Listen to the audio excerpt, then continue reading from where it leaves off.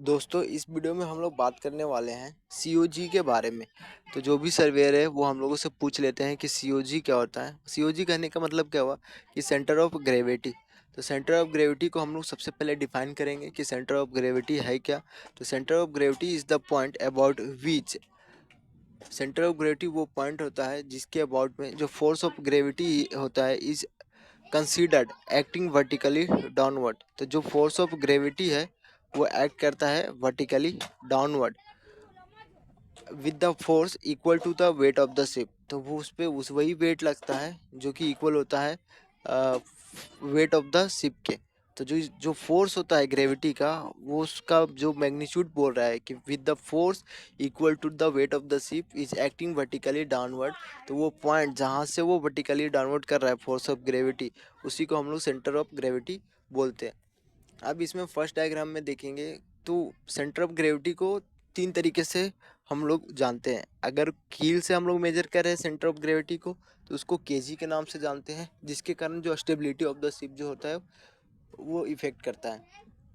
और अगर आप परपेंडिकुलर से हम लोग सेंटर ऑफ ग्रेविटी को मेजर करते हैं तो उसको एजी के नाम से जाना जाता है, जिसके कारण क्या होता है कि ट्रिम चेंज होता है। और थर्ड पॉइंट क्या होता है कि अगर सेंटर लाइन से हम लोग मेजर कर रहे हैं जो सेंटर ऑफ ग्रेविटी को, तो उसके कारण क्या चेंज होता है, लिस्ट क्रिएट होता है। अगर centre of gravity centre line से शिफ्ट कर जाए यानी कि पोर्ट साइड चला जाए या स्टारबोर्ड साइड चला जाए तो उसके कारण वेसल लिस्ट क्रिएट कर देता है। और जब centre of gravity centre line of the vessel पे होता है तो उसको हम लोग अपराइट कंडीशन बोलते हैं।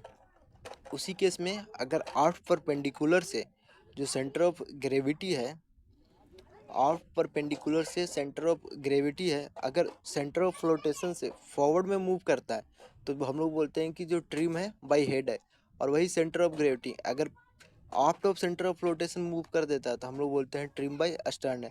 बट अगर centre of gravity centre of flotation दोनों एक ही लाइन में लाई करता है तो उसको बोलते हैं कि वेसल इज इवन केल, मतलब जहाज जो है जो फॉरवर्ड ड्राफ्ट है वही आप ड्राफ्ट होता है।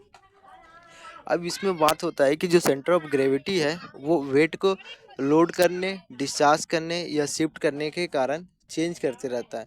तो जो चेंज आता है due to loading, discharging and shifting of centre of gravity उसको GG1 के नाम से बोलते हैं। और उसका फॉर्मूला होता है small W into small D divided by capital W. तो यहाँ पे जो स्मॉल डब्लू होता है वो होता है weight which is loaded, discharge और शिफ्ट।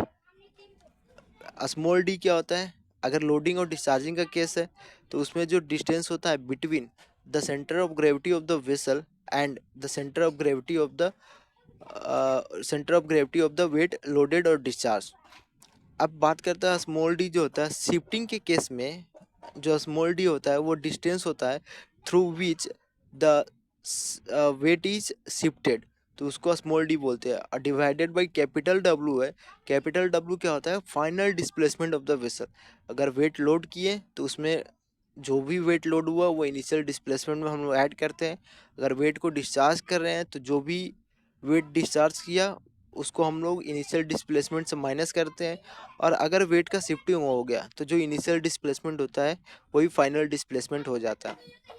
इसमें एक पॉइंट ये है कि जब भी वेट को ऐड किया जाता है यानी कि जब भी लोडिंग होता है वेसल्स पे, तो जो सेंटर ऑफ ग्रेविटी जो होता है शिप का वो मूव करता है टूवर्ड्स द वेट लोडेड।